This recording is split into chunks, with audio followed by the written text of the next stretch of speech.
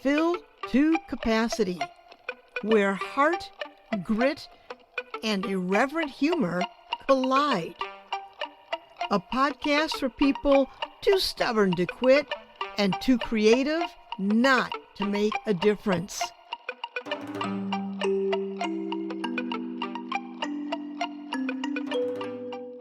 Hi, I'm Pat Benincasa, and welcome to Fill to Capacity. Today's episode, writing sci-fi at sea, a world-building adventure. My guest is Liz Shipton. Have you ever thought about getting away from it all? Quit your job, do something you always wanted to do, go somewhere and live off-grid, or buy a sailboat, sail around the world, and write books? Well, today's guest has a lot to tell us.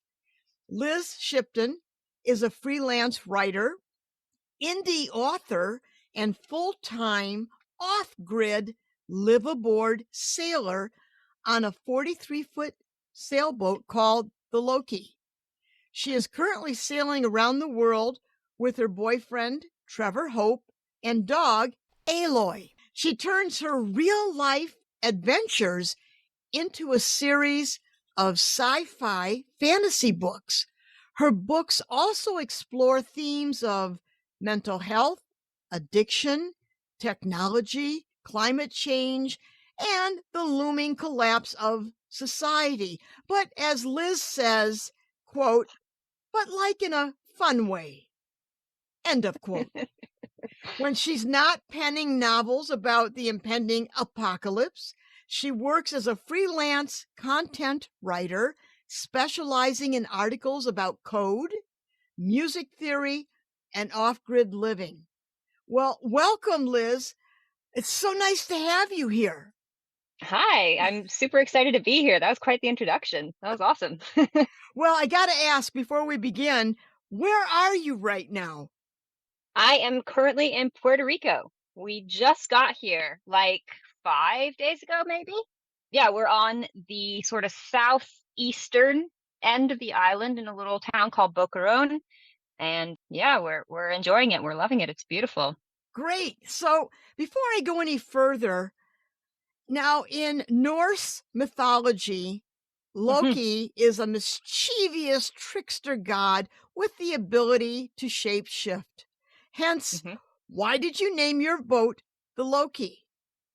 So actually, we didn't name it. The guy that we bought it from had named it before us. And I think we had always thought we would want to like rename a boat if we got it and give it our own name, but we just really liked Loki. It kind of fit our whole vibe.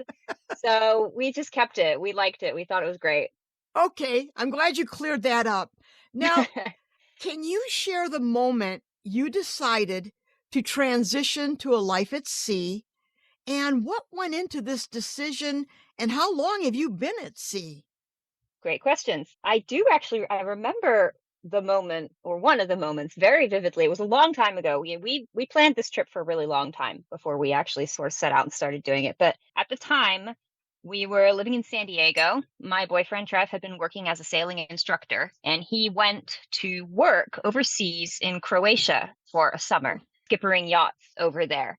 And during that time, he really just kind of fell in love with being in Croatia, first of all, because it's amazing, and being on the boat and all that. And we were having phone conversations where we were talking about having to move back to Santa Cruz, which is a very expensive part of California. And so our conversations were sort of circling around this issue of like, well, how are we going to afford to live in Santa Cruz? How are we going to afford to rent a place in Santa Cruz? And also, Cher's really enjoying this sailing thing.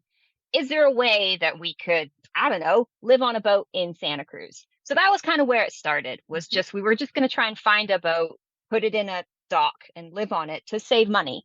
And then once we kind of had this idea, we were like, well, if we're going to have this boat, we might as well sail it somewhere. And then the idea just kind of grew and snowballed from there. It took probably 6 years, I think, of planning from that initial like decision that we wanted to do it We both just sort of buckled down, started working, saving as much money as we could. Finally bought the boat in 2000, I think 19 or 18. And then it was still another 2 years after that before we left, just to sort of preparing and still saving money and getting things ready and all that kind of stuff. So yeah, it was a long process, and a lot of thought and preparation definitely went into it. It wasn't like one day we were just like, oh look, there's a boat, let's jump on it and go. It was a pretty well thought out process for sure.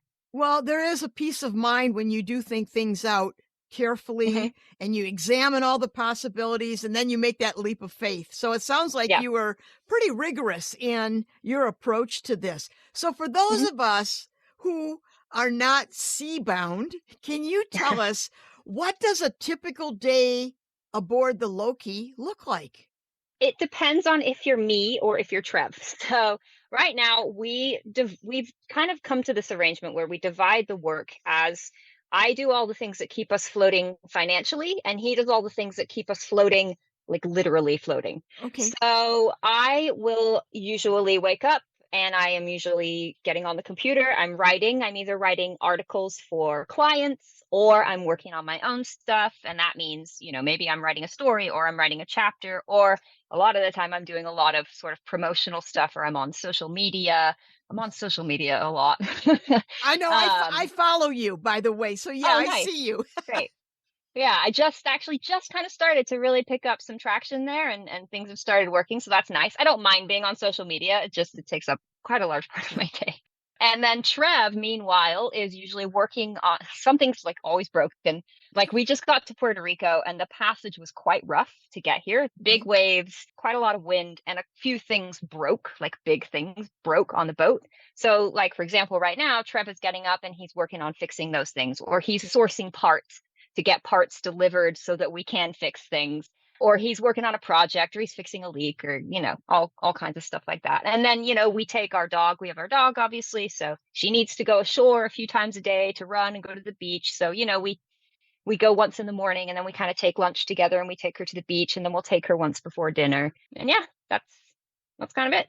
You kind of answered a question I was going to have next. Do you stay near the coastlines or do you go way the hell out into the sea? I mean, do you change it up?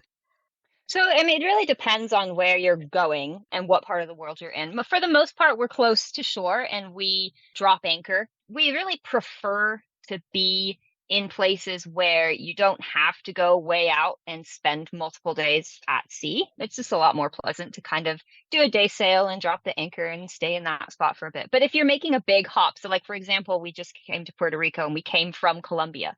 So we had to sail, and I think the longest leg, we did it in like, 3 or 4 hops of a few days at a time. And I think the longest leg we did was like 72 hours crossing the Caribbean from Curacao. We came from Curacao to Puerto Okay. Rico across the Caribbean. So yeah, it really depends. But then, we were in Cartagena before this in Colombia, and we were there for like 6 months, and we were just Wow. anchored in front of the city, living in Cartagena, for 6 months. So it really varies and it really depends. And Okay. I think that's kind of the beauty of it, right? Have the Yeah. freedom to go wherever and whenever. Well, what does living off grid mean and how do you do it aboard a sailboat? And I'm really curious, like, how do you connect with the world? Do you guys have radio transmission? So what does off grid mean?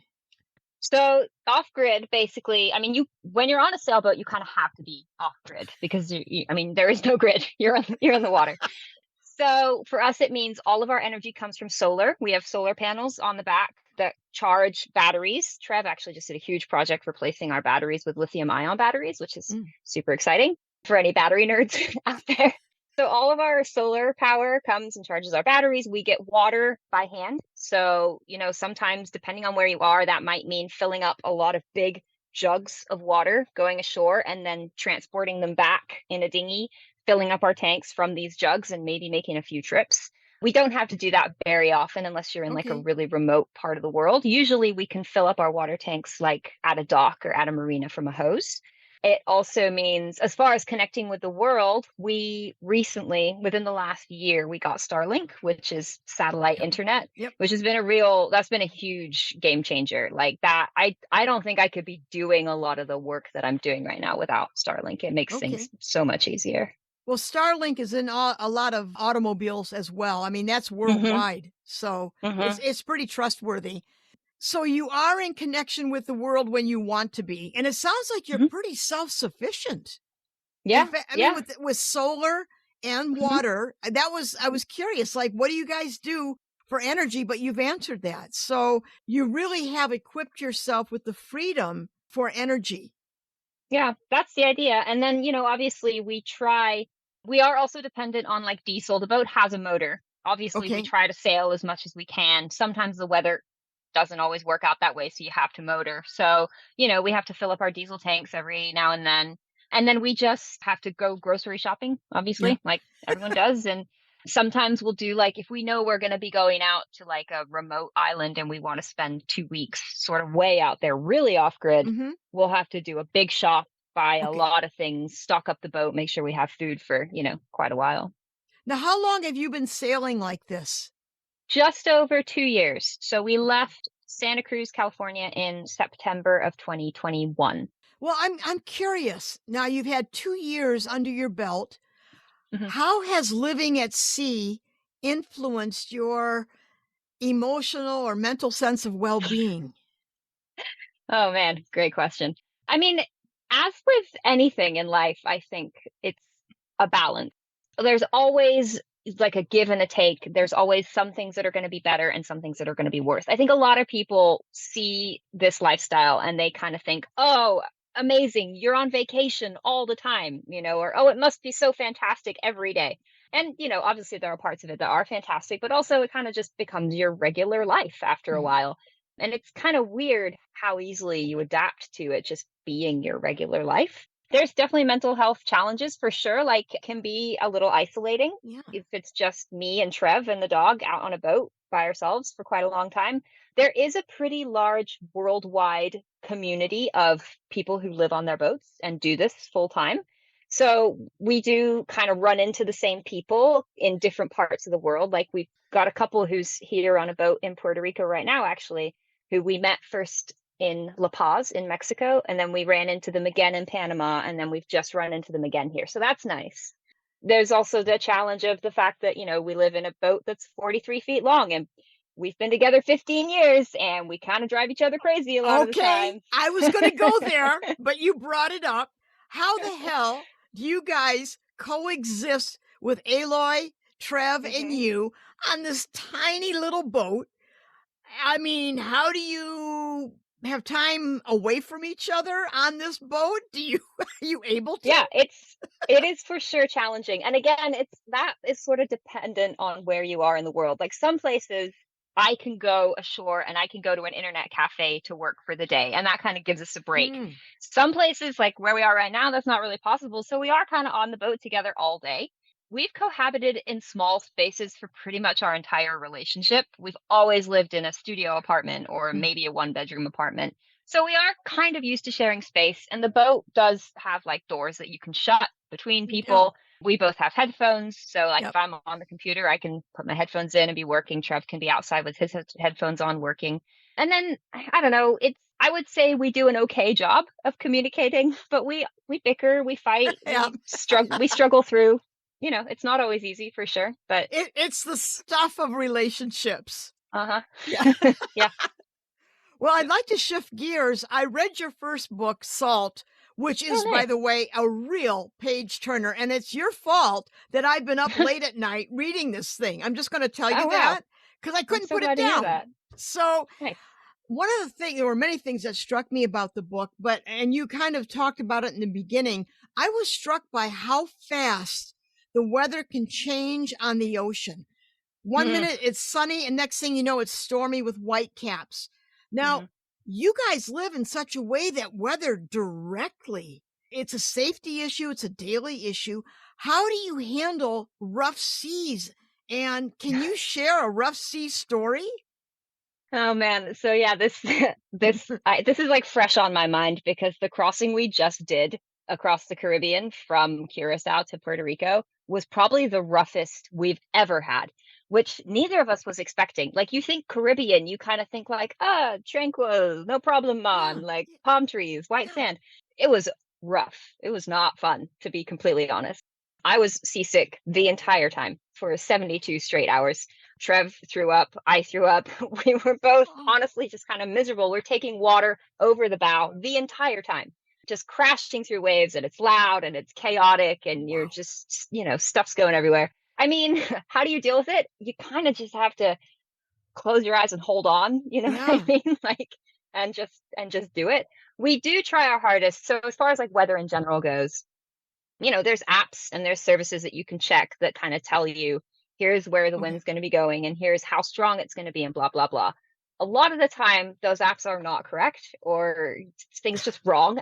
I honestly don't know how in 2023 we have like AI that's writing like Shakespeare, but we still can't tell if it's going to be windy tomorrow. Really? But you can sometimes. Yeah, sometimes it's just the weather forecast is just wrong. But we do our best to check the forecast, and for the most part, if conditions are going to be rough, you just don't go out. Yeah. Sometimes it's unavoidable, but that's kind of how you keep stay safe and be responsible is by planning ahead and knowing where the weather patterns are. So like for example, in the Caribbean, it's hurricane season just ended. Okay. So that's why we were in Cartagena for 6 months, because we were kind of hiding out there waiting for hurricane season to end so that we could come here so we don't get caught in, a hurricane. Yeah. Well, that brings me to my next question. Being onboard sailors, you are intimately connected with the ocean ecosystem. Have you Mhm. observed any signs of climate change, or how has this living on the sea influenced your perspective on environmental issues? Yeah. So I would say we've spent the majority of the last 2 years in Central America, in a lot of countries that are significantly less wealthy than the Yeah. United States. And one of the big things that we noticed is that trash and plastic are a big problem on the beaches there and in the water, just, I mean, everywhere. Because there just isn't the infrastructure. A lot of people there are like burning their trash because there just isn't a service to Yeah. come and take it away and pick it up and dispose of it. So yeah, so that was a big thing. We've also noticed that like some of the spots that we've been to where it's purported to be like some really amazing snorkeling and you're going to see lots and lots of fish and beautiful colors and such hasn't been quite as, vibrant and diverse as we maybe Hmm. were expecting. So, you for sure see it. But yeah, you definitely see it. Tell us about your series of books. Sure. Yes. Well, so the series I'm currently working on is called the Thalassic series. It is a dystopian. I'm calling it a dystopian pirate series, where it's basically set in this sort of nearish future dystopian water world where climate change and multiple pandemics have made most of the world unlivable. There's sort of like 8 cities left where the climate is still temperate enough that people can live, and the majority of the world is covered in saltwater. So, sort of the primary way that people get around is by sailing. And the main character is this sort of train wreck of a girl called Bird, who's struggling with some undiagnosed mental health issues and is sort of on her way to alcoholism and just having a lot of problems and making a lot of really poor decisions. And she's got this like long suffering sailing teacher called Thargo, who becomes the love interest. And they basically, through a lot of really, really terrible decisions on Bird's behalf, they end up having to flee their hometown by sailboat and cross this dangerous body of water called the Salt. And that's kind of book one. They meet pirates, they rescue a dog, they uncover this sort of like sinister biotech plot in the background, and then that kind of continues throughout the rest of the series. There's 4 books in the main series right now, with another 2 scheduled for release in this coming year. And then there's 2 prequels as well to the series. Okay, so in your books, you do touch on mental health, addiction, Mhm. societal collapse. Those are pretty heavy themes. How do you approach these in your writing while keeping a sense of adventure and hope? Yeah, such a great question. So the books are very autobiographical. This character of Bird is very much based on me. It's very much like I struggled throughout my 20s and into my 30s, and really only recently have found my way to sobriety in the last like couple of years. So a lot of this book was sort of me working through all that for myself, and my own mental health and all this stuff. So I think a lot of it is just coming from my personal experience and the way I view the world. And as far as like keeping a sense of hope, I haven't actually decided yet if the full series is going to end on a hopeful note or not. I'm a little bit of a pessimist in general, and I kind of have this like sneaking feeling that I might just end the series on a real downer and destroy everyone's dreams. Okay. But I know that like readers might not necessarily like that, so I'm still kind of figuring that part out. Okay, the jury is out on that. Yeah. Okay. There was a real sense of authenticity to the character of Bird. I'm glad you said that, because when I was reading it, I thought, this person has lived. Whoever the hell is writing this person has lived. And so thank you for clearing that up. You wrote, quote, "Many authors wonder how they can make being an author support their lifestyle. I came at it from the other direction and figured out how to make my lifestyle support being an author." How did cutting ties to the land enable you to pursue a career as an indie author? Yeah, I mean, it's one of my favorite things about living on the boat, honestly. Basically, like I said at the beginning, one of the main things that inspired us to want to pursue this was cost of living. Buying a boat is a lot cheaper than buying a house, especially somewhere like California, right? So that was a big factor in this decision, was just kind of finances and thinking like so we don't have a house back in California. This is it. This is our house, right? But that means that our expenses are very low after the initial cost of the boat, which was not like super cheap because we wanted something that was big and comfortable, but it was still cheaper than buying a house.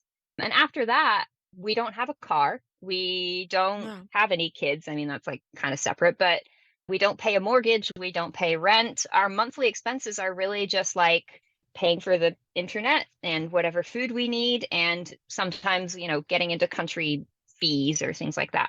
So that allows me to support this lifestyle by writing. And when I first started working aboard the boat, I was writing a lot of like freelance articles for online like tech blogs and things like that, but working part-time basically, and being able to support our lifestyle just working part-time. And that it gave me a lot of time to work on my books, so like in the last, I guess it's been 2 years, I've been able to write like 7 books and a few short stories, which a lot of authors just don't have time to do, which is, in turn allowed me to really develop my voice and learn how to write.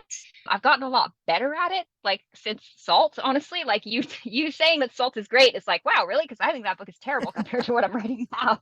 Wait, Liz, give me a chance to catch up on the other books, okay? Sure. The series gets better. I always want to tell people this because I'm like promoting Salt heavily right now because it's the first book. It's sort of the entry point to the series. But the bummer is it's also like the worst book in the series because I didn't know what I was doing when I wrote it. So I always want to tell people like, just keep reading. I promise, book 4 is really, really good. If you just keep going. Well, thank you for that caveat. But I know as an artist working on a painting, I'm always so critical. Always through the process. I mean, that's part of the curse and the blessing of being a creative. We're so highly critical of everything we do, but you can't control how the viewer looks at a painting, and you can't control what the reader finds. So you have warned listeners, but I'm just going to say I really enjoyed it. So thank you for the warning, and I look forward to the next few books. Oh, great. I was looking at your website, and your journey began in Santa Cruz, as you said, California. From there, you sailed down the Pacific coast of the U.S. into Baja California, and then you spent a year in Mexico, and then continued south through Central America, Guatemala, El Salvador, Nicaragua, Honduras, Costa Rica, and Panama. And then in March of 2023, you went through the Panama Canal to the Caribbean. Now, of all these places, which was the most surprising or influential for you and why? Oh, surprising. I would actually say that Panama really surprised me because you don't think of Panama when you think of like, oh, I want to take a tropical South American vacation or Central American vacation. Panama is not usually the country that would like spring to mind for Yeah. most people, I don't think, but it's beautiful. There are some really incredible islands on both the Pacific side and the Caribbean side. On the Caribbean side, you've the San Blas Archipelago, which is just, I mean, it looks like if you've ever seen the movie Pirates of the Caribbean, when Johnny Depp gets stuck on the island with the rum, that's San Blas. Oh. Like I almost certain they filmed it there because just what it looks like. It's incredible. And then on the Pacific side, you have Las Perlas, are some really beautiful Pacific Panama Islands. So I would say that was a really surprising place. Mm-hmm. As far as influential, I really just love Mexico. I love Baja California. The Pacific coast of Baja is pretty rugged and quite remote, but is really just one of the most like stunning places that Hmm. we've been on this entire trip. And then the Sea of Cortez, which is on the inland side of that peninsula, is also really beautiful. La Paz is a very cool city. And we got a chance to visit Mexico City and to go to San Cristobal de las Casas, which is inland Mexico. And those were really cool trips as well. And Hmm. I mean, Mexico also is great because it's the cost of living is quite a bit lower than in the United States. So you get quite a bit of bang for your buck, which is great as Yeah. far as we're concerned. Yeah, I often talk about how honestly would just love to go back and live in Mexico if we ever leave the boat or if we ever land somewhere permanently. I think Mexico is pretty high contender on the Mm-hmm. list. Well, again, on your website, you mentioned that incorporating global experiences into your sci-fi and fantasy books.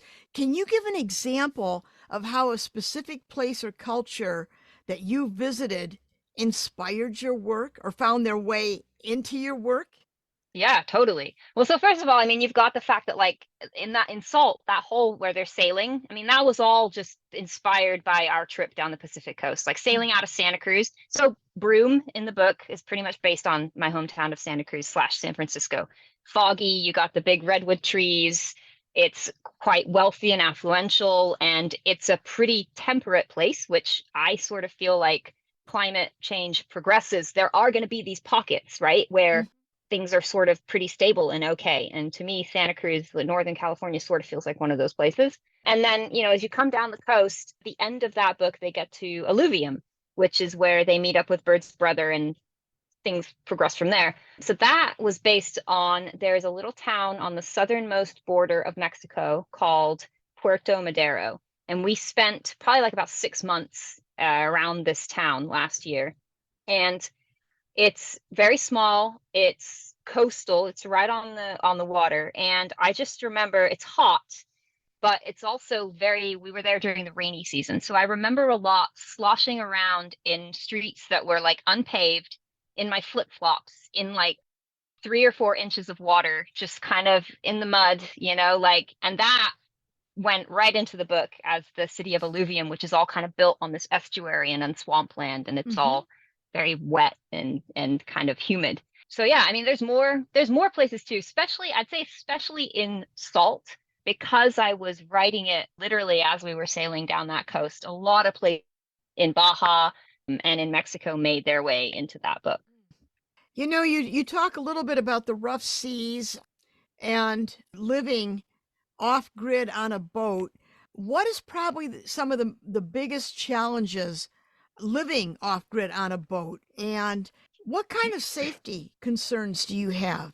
Some of the biggest challenges probably are just like because we don't have a car in a city where we're very dependent on like public transportation or sometimes Uber or taxis. Mm. So in a city or a place where that is not super available, it can be very difficult to just get errands done. Like an errand will end up taking you like all day just to go like get your groceries. You got to get your backpack on you got to get in the dinghy and you got to go and you got to walk forever and you go to the store and then you hike all your stuff back. So I'd say that is just everything just kind of takes a little bit longer. As far as safety, we don't have too many concerns. Sometimes in certain places, we'll do things like pull the dinghy up out of the water overnight because of theft. There are some parts of Mm. the world where theft is a concern. There are some parts of the world where like piracy is a concern. We Yeah. haven't encountered it, but we have known people very close to us who did. So that can be a little scary, but I mean, you kind of just have to know where those places are and Yeah. and don't go there. Don't put yourself in dangerous situations. And then, yeah, just checking the weather, trying to be aware and responsible of what is coming. And yeah. Okay. Well, I'm dying to ask this. How is it that living on a boat with a dog, how does Aloy handle the rough seas? I mean, what's it like, and how does Aloy impact your daily life? She does great on the boat in general, except in rough seas. She doesn't like it. Nobody does. We're No. all miserable when that's happening. But she is getting pretty good at just kind of laying down and being accepting her fate, I guess, as we all are in those moments. It has definitely impacted sort of where we've decided to go, and it's impacting our plans that we're trying to make for the next year. We initially wanted to cross the Pacific and go to the South Pacific. We ultimately decided not to, mostly because we just didn't think that Aloy, it would be really fair on her to Yeah. do that journey. People do it. We know friends who have dogs and have done that crossing, but it's also a little difficult to get dogs into the South Pacific. It can be difficult getting dogs in and out of countries just because of the rabies concern. You Oh, gotta make sure, like, every country's got a slightly different, they want a health certificate and they want, all this paperwork. So you have to kind of be on top of that all the time. But apart from the rough seas, she really enjoys like being at anchor. She hangs around and we take her to shore and she gets to run on the beach and she's with us, like all day, which is great. I think she just enjoys hanging out with us and being on the couch and oh going for her yeah. walks and yeah. What advice might you give someone who is thinking of living off grid to travel the world? What would you say to them? I would say don't just jump into it without thinking at all. I think there's this sort of mentality of like, well, you just have to go. You just gotta take the leap and make it happen. And that is true. But I think you have to do that after you've spent a pretty good amount of time really thinking about what you're gonna do. Don't just necessarily throw away everything and jump in feet first without any kind of plan in place. That I think is sort of the main takeaway that I've had from this, because all of the planning that we did do, I think we're very happy that we did all that. But yeah, then when if you've done that and you're ready and you really want to do it, the other thing is like you're not going to know. There is no way to know before you do it if you're going to like it or not. You kind of just have to do it and find out. And if it turns out that you don't like it, oh well, you learned something about yourself, I guess. Yeah, you do. Liz, what's remarkable about your journey is how it speaks to creative people everywhere. You've shaped a life that facilitates your writing. And this raises an essential question for all of us that are doing creative things. How do we craft a lifestyle that nurtures our creativity? And I think, boy, you exemplify that in the choices that you've made and how productive you are. Hmm. Yeah, I mean, I'm super grateful to have the time that I have to do this. Time is your most precious resource, I think, especially as a creative person. You can't do it without time. It's impossible. Yeah, and it was definitely a deliberate process for me in terms of knowing. I think when we first had this idea, I wasn't necessarily thinking that it was going to support my creative endeavors, but it was definitely something that as we talked about it and as we planned, I realized, oh, okay, you know what? This is probably going to free me up a little bit financially to pursue some things. And that became a big part of why I wanted to pursue this lifestyle. Yeah, I think if you really, really want to be a creative person, you have to be creative about how you're going to do it. Yeah, Yes, that's yeah. just the reality of the world. But also, your story really supports another aspect of this, that as creative people, I'm a painter, you're a writer. Mhm. As creative people, it's imperative that we surround ourselves with people who respect and support what we do. I mean, Mm. that is critical. And Mhm. so maybe someone thinking about that life at sea or traveling the world, if they're going to do it with somebody, you have to really, I don't know if you could actually vet someone and give them a psychological exam, but the idea, it has to be somebody that you like, somebody that you Yes. get along with, and who Uh-huh. respects your creative needs and how you process. Yeah. I mean, so Trev and I were together for a long time before we even started having this conversation about that. I mean, I think we were together probably 7 years or so Mhm. before the conversation of doing this even. I mean, it's been 15 years at this point. I can't really remember exactly the timeline, but living with someone for 7 years is a great way to figure out if that's going to be the case. Yeah, if it's Yeah. going to work or not. Yeah. So, Liz, what has living at sea taught you about what matters most in life? That's a good question. It sounds so gross, but I've discovered that showering is actually not as important as I thought it was when I lived on land. Okay. You don't have to do it as much as everyone thinks you do. It's just, it's not that big a deal. Apart from that, yeah, I think just sort of like a simplification of your needs in general overall and an appreciation for those things when you do get them. So, like when I do get a really good hot shower, that is like a luxury and I am Hmm. so appreciative of it. Showers are truly like one of life's great pleasures. Yeah. Yeah. Well, it sounds like it gives you a different kind of appreciation.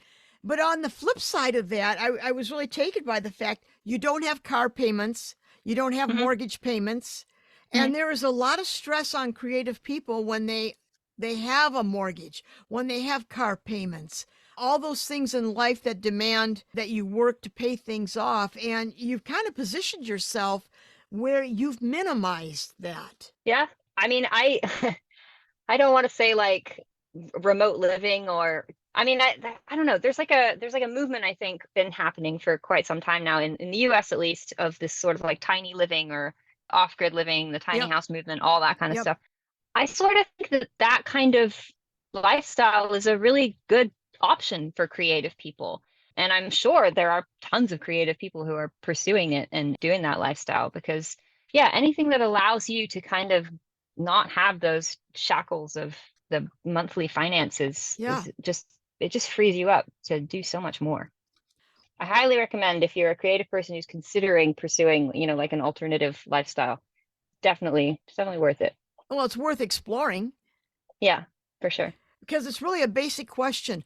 What do I need to make Hmm. art? What do I need Hmm. to have a meaningful life?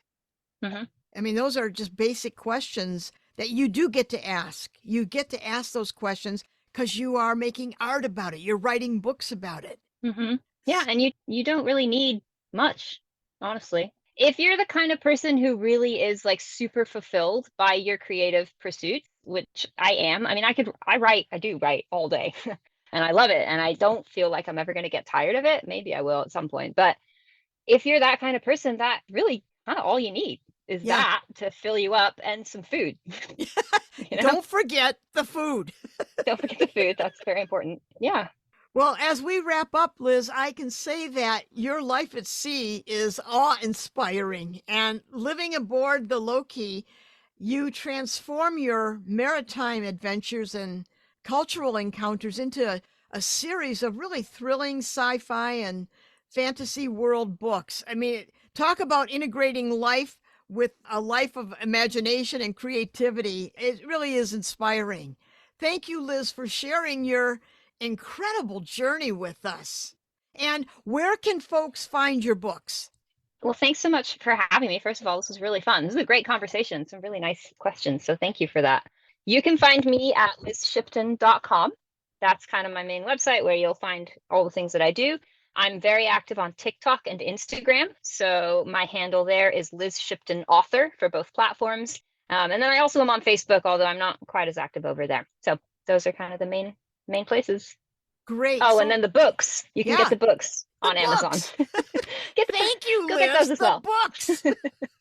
Well, Yeah. again, thank you for joining us today. And thank you, listeners, for being here and listening to this incredible conversation. If you enjoyed the podcast, pass the word on to your friends. Thank you so much. Thank you.